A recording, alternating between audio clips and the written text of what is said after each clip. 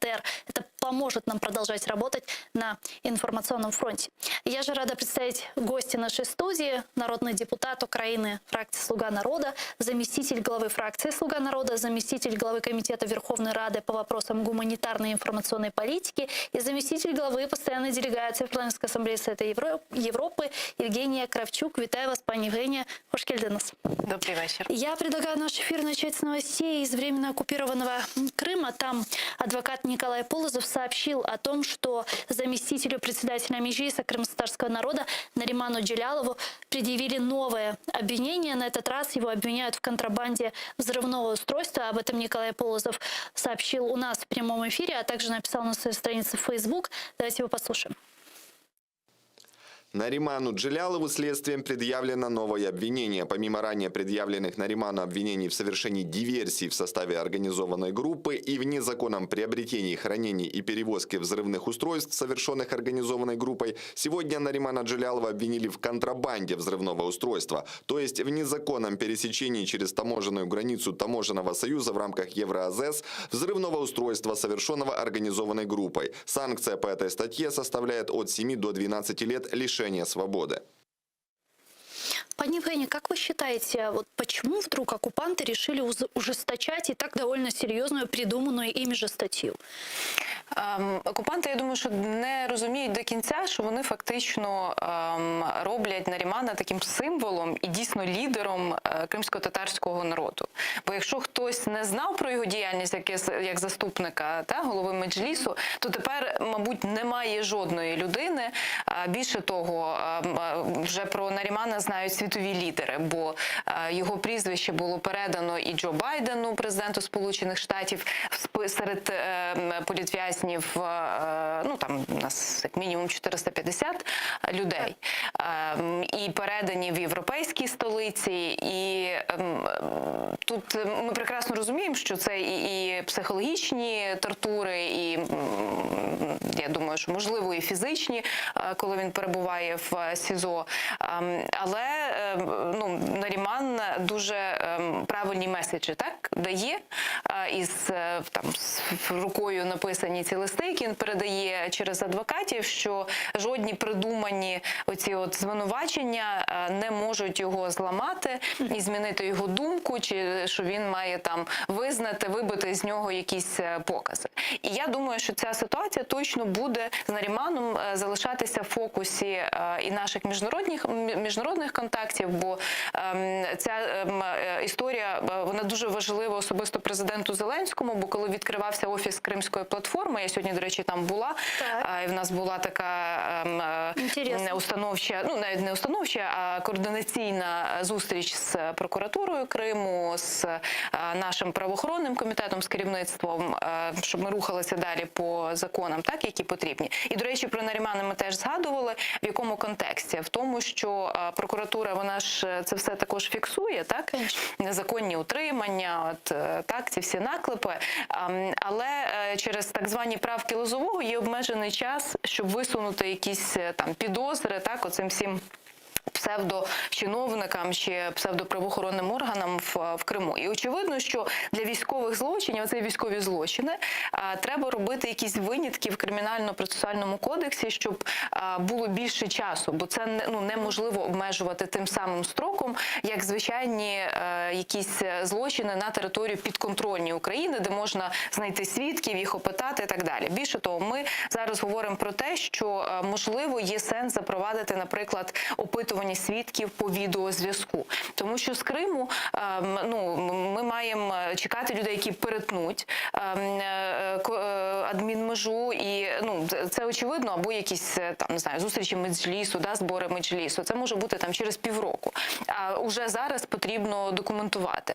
Відповідно, має бути якийсь більш гнучкий механізм для того, щоб прокуратура могла вести ці справи, щоб ми їх просто, знаєте, отак от папка за папкою збирали, и в том числе для международных судей. Ну вот если мы говорим про Крымскую платформу, представители украинского истеблишмента истеблишмента, начиная с президента Украины Зеленского, после задержания Наримана Джеляла, связали это как раз с успешно проведенным инаугурационным саммитом Крымской платформы и сказали, что таким образом Россия мстит Украине, мстит крымским татарам в том числе.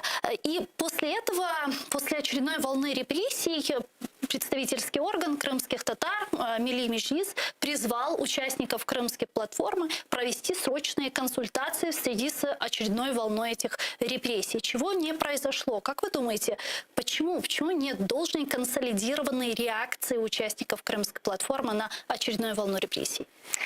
Кримська платформа – це фактично майданчик, на основі якого мають випрацьовуватись різні рішення. В тому числі, як я вже назвала, цілком конкретні, які можуть бути проголосовані в Верховній Раді. Бо завжди, коли ми йдемо до наших західних партнерів і кажемо, там, дайте санкції на компанії, які працюють в Криму. А вони кажуть, а де у вас в законодавстві прописано, добре, що ми вже там весь Крим так відмінили, але там певні речі не врегульовані є. І там продовжують якісь працювати компанії, умовно кажучи, це вони там називаються там така-то компанія Росія, а до тієї ж самої там компанії, яка працює в Україні, ми за законодавством не маємо якихось інших, не можемо мати претензій. Тому це все треба теж врегульовувати і на рівні там законодавства. До речі, МЗС працює, Міністерство закордонних справ працює над осучасненням законодавства про санкції, щоб у нас було там нове там гнучке санкційне законодавство. В нас дійсно там РНБО так виконує зараз дуже таку жорстку має позицію сили. І, до речі, щодо виборів, незаконних виборів чергових в Криму, РНБО ж прийняло санкції по ряду людей, які займалися організацією. Ці списки, вони ж передаються і в європейській столиці, і в Сполучені Штати. Ми, до речі, там в кінці січня з колегами з Кримської платформи плануємо таку адвокаційну поїздку в Сполучені Штати для того, щоб зустрічатися з і республіканцями, і демократами, і з представниками Держдепу, щоб передавати інформацію, передавати ці списки. І дійсно, мені здається, що варто серйозно задуматись про такий аналог акту Магнітського, який був через всім відомі події в Росії. З іншого боку, якщо подивитися там на список підписантів, він ж дуже широкий, так, з країн, так, які підписалися. Всі вони, що дуже важливо, ще раз чітко сказали, що вони не визнають анексію Криму. А саме це ж Росія хоче нав'язати як такий наратив безальтернативний, забудьте про Крым, значит, ничего не будет, там все уже произошло, вообще забудьте. После этого мы слышим 8 лет, и хотелось бы, чтобы за этими словами были какие-то конкретные действия, которые бы привели к каким-то конкретным результатам.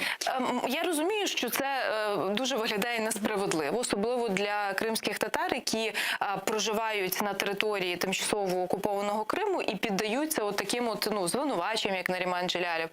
Він свідомо так йшов на ці там на поїздку до Кримського. Так, він це розумів. Більше того, я пам'ятаю, як Наріман брав участь в слуханнях в ПАРЄ, які організовували комітет, де я працюю, і ми організовували ці слухання, і ми там відбивали всіх оцих псевдо там голів якихось чи якихось районних рад чи депутатів, кажучи, що як ви можете включати в ці слухання там депутата Бахчисарайського совєта, якщо світ цивілізований не визнає вибори. І таким чином Наріман з Криму включався на всі країни, учасники Ради Європи, і дуже чітко говорив. А Кримська платформа була вже після того, і він і фото публікував, і власне є навіть фото разом з президентом Зеленським із відкриття офісу Кримської платформи, і там був Наріман.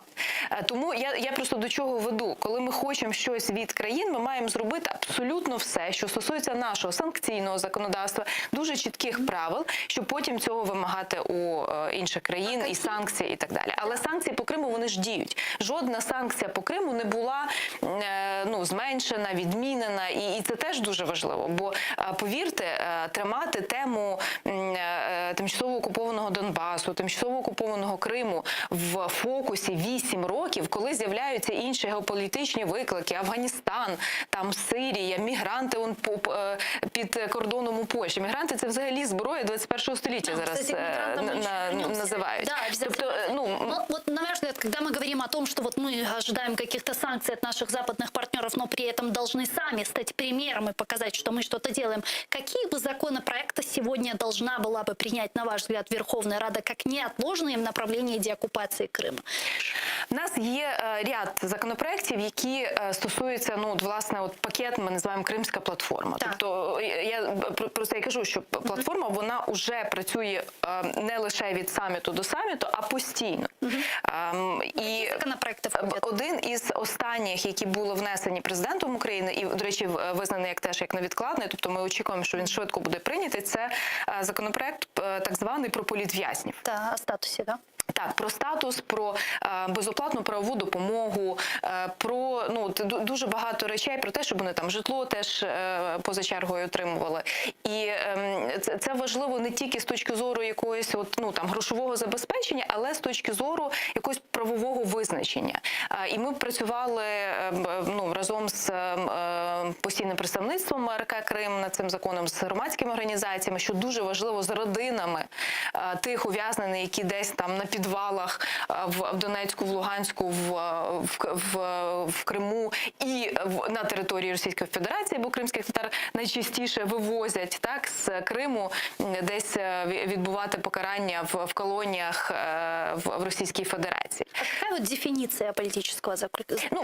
Вона юридична, і вона, до речі, не має такого слова, як політичні в'язні. Чому? Бо так склалося, що політичними в'язнями можуть визначати громадські організації, правозахисні групи, а це все-таки буде займатися держава, Міністерство реінтеграції. Тому там я можу його знайти, звичайно, визначити це юридичне визначення, але тут абсолютно зрозуміло, що це ті люди, які незаконно позбавлені волі через дії країни-агресора, через дії Російської Федерації. Цей пакет з 3 законопроєктів уже профільний комітет з питань реінтеграції схвалив до першого читання. Я сподіваюся, що там найближчі тижні ми його проголосуємо. До речі, відновлена програма виплат коштів родинам політв'язнів по 100 тисяч гривень. Це, на жаль, якщо перерахувати хотілося б, умовно кажучи, не з економії бюджету, щоб рахувати що це 43 мільйони, а не 20 мільйонів. Але, на жаль, у нас така велика кількість людей, які або були в'язнями і були визволені під час обмінів, або зараз перебувають. І насправді якраз ця гуманітарна частина, вона зараз блокується Російською Федерацією. Тобто ми не просто говоримо про те, що немає цих обмінів взаємоутриманими особами, а немає навіть допуску Червоного Хреста на територію тимчасово окуповані. Зараз мова про Донецьк і Луганськ.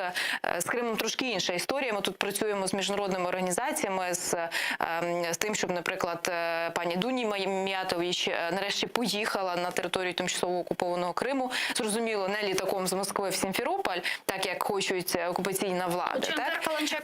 Но насколько это реально? Ведь там тоже Россия может просто не пустить. Тут дуже складно не пустити, бо на всіх майданчиках, в тому числі в Раді Європи, вони запрошують, вони показово запрошують. Вони ж просто хочуть, щоб вона полетіла через Сімферополь і тільки зійшла з трапа самоліта і сказати, вот это, значить, визнають, що Крим – це Росія. Тому нам, звичайно, цього не потрібно. Зараз ці всі візити, вони не відбуваються під предлогом фактично ковіда, вже 2 роки.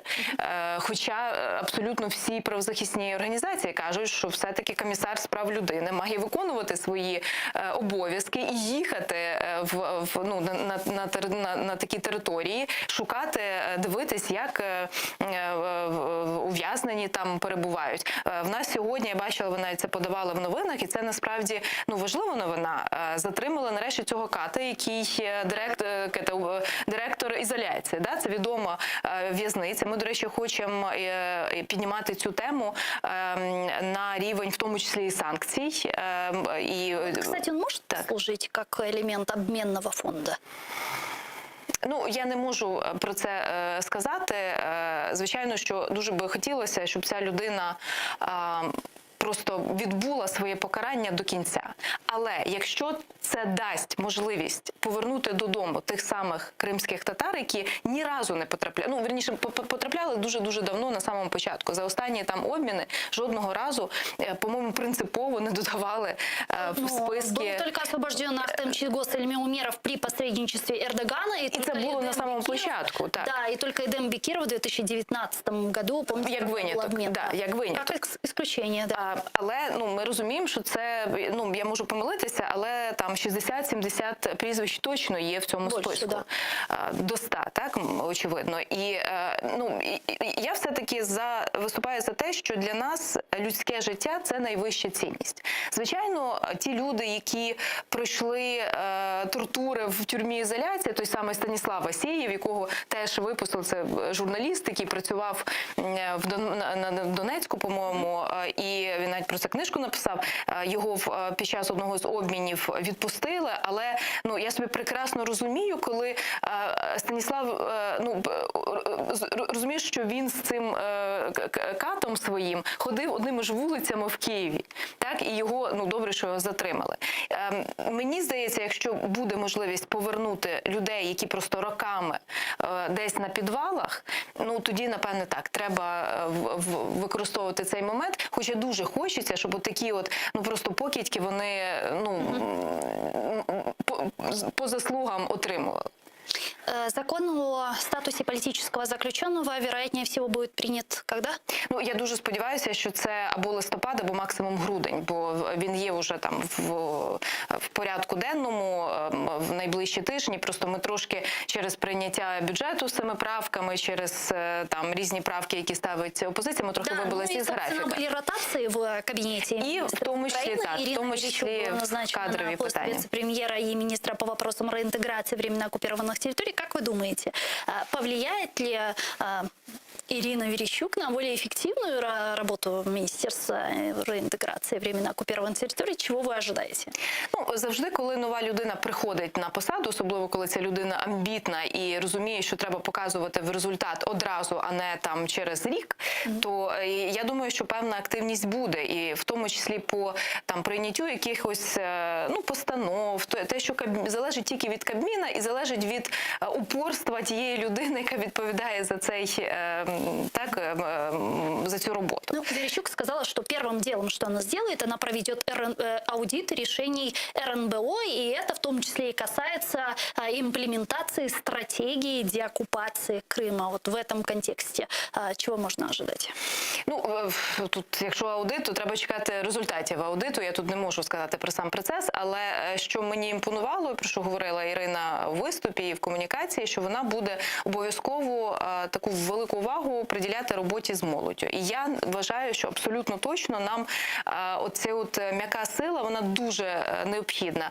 І коли ми були з депутатами з ПАРЄ 24 серпня, ми після параду полетіли в Херсонську область і були так на КПВВ, а після цього ми робили круглий стіл в Херсонській адміністрації, ми запросили і громадські організації, які працюють з темою Криму, і були діти, бо діти, їм по 18 років, навіть менше, 17 років, які вступили до вузів уже по останньому закону, який дозволяє вступати в будь-який український вищий навчальний заклад за окремим конкурсом, тобто по державному замовленню, але там по окремій процедурі. І це діти, просто вдумаємося, окупація вже 8-й рік, так? Вони були дітьми, вони практично не пам'ятають Україну як таку, можливо, там батьки розповідали, але ця дитина, 17-річна дівчинка із Сімферополя,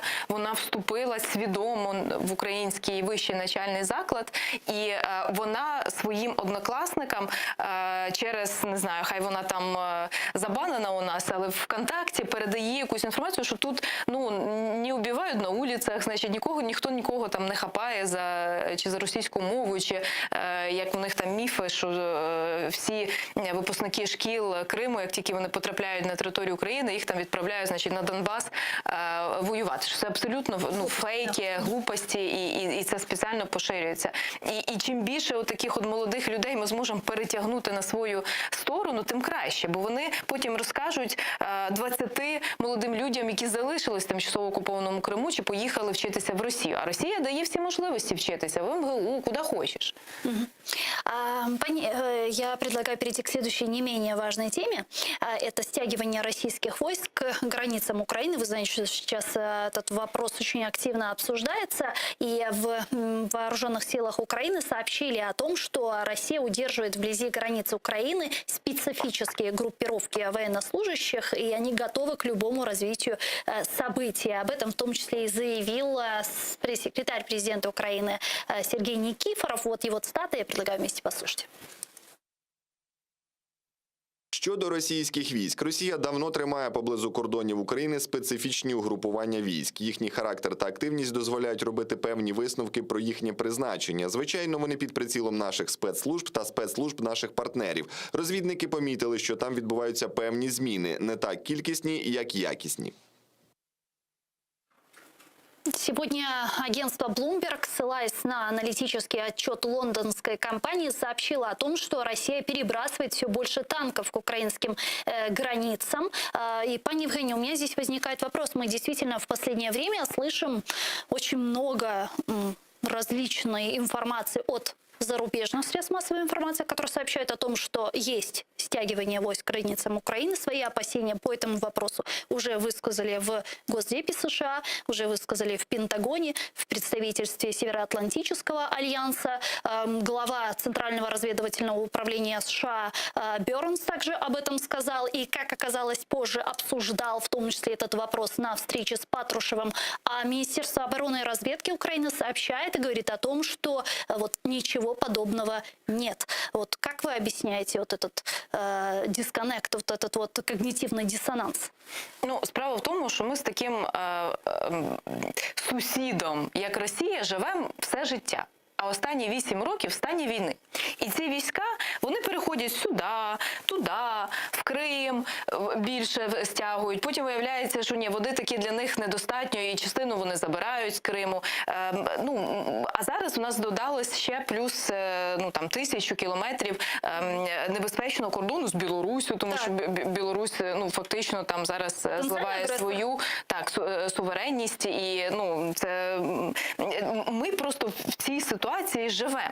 Я пам'ятаю квітень цього року, ми якраз були на сесії ПАРЄ, пам'ятаєте, це було таке теж загострення, тоді було, здається, 150 тисяч, бо в них якісь там очередні учення були. Так ми в такій ситуації живемо постійно. Насправді ми дякуємо і Сполученим Штатам, і членам країн НАТО, бо в нас, так як ми маємо особливу таку програму з країнами-членами НАТО, ми вже обмінюємося доволі серйозно інформацією. Тому на рівні там відповідних структур іде завжди постійно обмін цією інформацією. Ми отримуємо від союзників, ділимося з ними. І дуже добре, що ця тема не пропадає із фокусу відомих американських видань, там Washington Post, Політика писали. Про це там йде мова в заявах чи в якихось розмовах від імені Сполучених Штатів. І ми дякуємо партнерам за це. Що ми маємо розуміти всередині країни? Що наші збройні сили, наші війська готові до будь-якого розвитку подій. Якщо в 2014 році армія, яка була практично напіврозвалена, і добробати зупинили натиск Росії, то зараз, вибачте, 2021 рік. У нас і озброєння, і армія нагодована, обута, в нас ті ж самі байрактари, джевеліни, тобто, Росія прекрасно розуміє, розуміє, що Україна чинитиме опір. Тому це швидше, як завжди, якийсь психологічний тиск, особливо коли мова заходить про те, що має відбутися, ну хоч ми хотіли би, щоб відбулася якась зустріч в нормандському форматі, ще поки Ангела Меркель залишається канцлером, до того, як вона передасть наступному очільнику уряду повноваження. Тобто, ну ми ж говоримо про те, що якось треба зустрічатися. І тут, як завжди, Росія там грає мускулами і показує, що ми тут, значить, ви тут окружені. Тому А чего она, на ваш взгляд, пытается этим добиться? Вот это бряцкание оружием зачем? Просто весной, когда мы это видели, после этого всего наращивания российских войск, помните, Жозеф Байден позвонил Путину, и как, собственно, это все было представлено в пропагандистских российских масс-медиа, что вот якобы Байден испугался нас и так далее, нам позвонил, и после чего последовала встреча двух лидеров в Женеве, да, то есть, очевидно, Путин пытался таким образом добиться встречи с Жозефом Байденом. А на данном этапе, как вы думаете, чего он пытается добиться? Ну, того ж самого, бо Росія хоче, щоб російський народ і всі вважали, що вони є дуже там важливим гравцем на світовій арені. Чим це може Росія забезпечити? Економікою? Ні. Економіка в них по ВВП це ну, на рівні штата Техас. Є два основних аргументи. Це військова сила і оці от газові вугільні війни. Що по газу вони тероризують Європу, і, до речі, вони явно перегнули палку, бо зверніть увагу, потік досі, Північний потік-2 досі не запущений. Європа знайде, диверсифікує, ще швидше перейде на декарбонізацію, тобто відмовиться взагалі від оцих от невідновлюваних джерел енергії. Там є ж цілком чіткі... Да, но декарбонизация только к 2030 году, как минимум нужно 10 лет, а Северный поток-2 запустят после сертификации уже через полгода, как сказала Светлана Заліщук, возможно, сертификация будет завершена уже через полгода. Росіяни розказували, що вони запустять Північний потік до 30-ї річниці незалежності України. І поки що ну, ми бачимо, що не запустили. Але тим не менше, да? Це шантаж. От шантаж газом і шантаж військовою силою. Інших варіантів бути якимось ну, там, гравцем на світовій арені у них немає. От ну, просто так склалося історично, те, що ми сусіди. Ми не можемо ну, умовно переміститись на місце Швейцарії і розповідати, що ми тут, значить, нейтральна країна всередині Європи. Ну, зрозуміло, вони можуть бути нейтральною країною, бо в них немає кількох тисяч кордону з країною-агресором. Це важливо розуміти. І скажите, а вот вы в рамках парламентской ассамблеи Совета Европы очень много общаетесь с нашими западными партнерами. В случае возможной эскалации, не дай бог, возможной широкомасштабной войны России против Украины, кто станет нашим реальным союзником, на ваш взгляд? Ну, я думаю, що в цій ситуації все-таки більше треба розраховувати не на європейців, а на Сполучені Штати. Сполучені Штати, наші партнери, якщо говорити про Європу, це ті, які найближче до нас розташовані, це Польща, це країни Балтії, це країни Чорноморського басейну, бо це і Туреччина, і Болгарія, ну, Грузія, ну, вони ж тут всі на цьому п'ятачку, так, розташовані. Тому, окрім таких глобальних союзів, до яких ми там ідемо, рухаємося, як НАТО, взагалі, як ця безпекова парасолька, треба будувати, і ми будуємо оці от менші союзи, які, ну, регіональні у випадки там Польща. Чому? Бо вони прекрасно розуміють, що наступні вони. Якщо Україна падає, так, ну, хоча ми вже доказали, що ми в 2014 році не упали, то в 2021 році тим більше.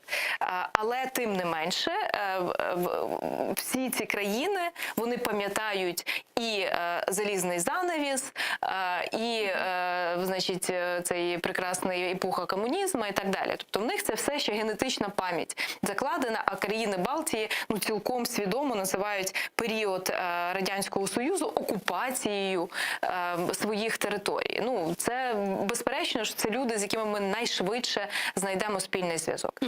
І, звичайно, що Сполучені Штати, як все-таки там, да, захисники демократії в світі. В нас, до речі, от на днях, я так розумію, що завтра стартує засідання вперше за, ну, не пам'ятаю скільки років, але доволі суттєвий термін. Хартия должна бути підписана по стратегічному партнерству. Ну, там уже ж і підписані документи, коли був візит Володимира Зеленського в Сполучені Штати. Зараз зараз власне мають бути наповнені, і засідання цієї комісії на рівні Блінкен, голова Держдепу, і голова МЗС Кулеба.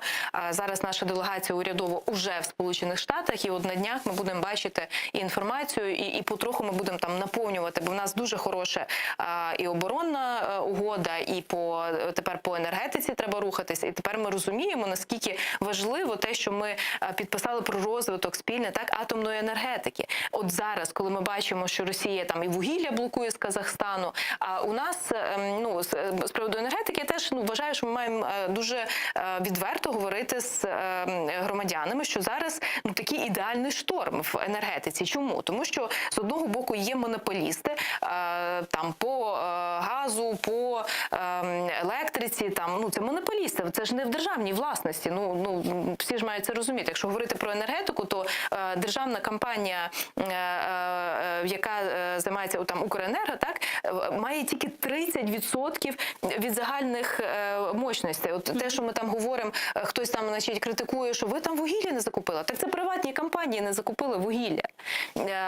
Відповідно, коли настає зима, чому там ми говоримо про зимовий період, що він найважчий? Тому що влітку і взимку це от приблизно такі об'єми споживання електрики, бо там якісь опалювальні прилади включаються, чим сильніші морози, тим більше споживається електроенергія. А якщо говорити про енергоринок загалом, то от десь там половину, навіть трошки більше, це атомні електростанції, які нам треба розвивати, в тому числі по таким меморандумам з Сполученими Штатами, з інвестиціями і так далі. Але це рівний, так? От вони виробляють що влітку, що взимку однакову кількість енергії. А от коли треба її більше, то включаються ТЕСи, які або на вугіллі працюють, так, теплові станції, або на газі. Але це все одно невідновлювальні джерела. Тобто їх треба закупити, закачати, завантажити в ці... Да, и сегодня мы видим не очень складывающуюся благоприятную ситуацию с энергетикой в нашей стране. Мы видим, как Россия уже достроила Северный поток-2, уже приступает к этапу сертификации.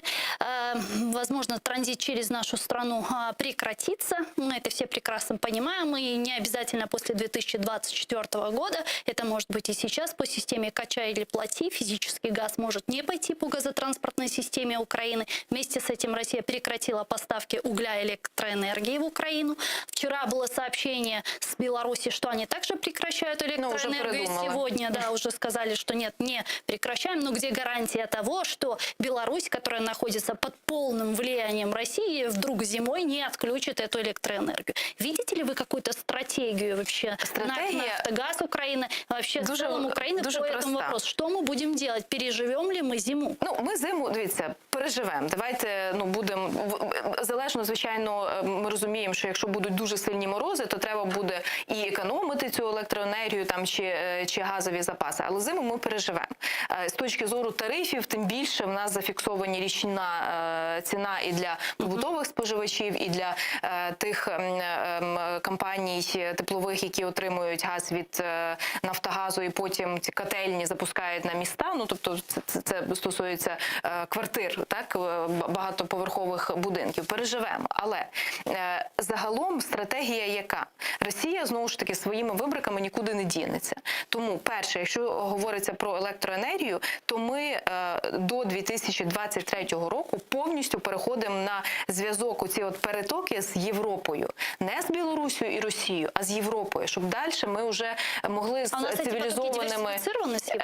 Дивіться, ми є в радянській системі електромереж. І ми прийняли відповідне законодавство, але це технічно можливо зробити з 2023 року. І далі ми можемо з цивілізованими партнерами вести переговори, а не з нецивілізованими, які ведуть себе як дикуни.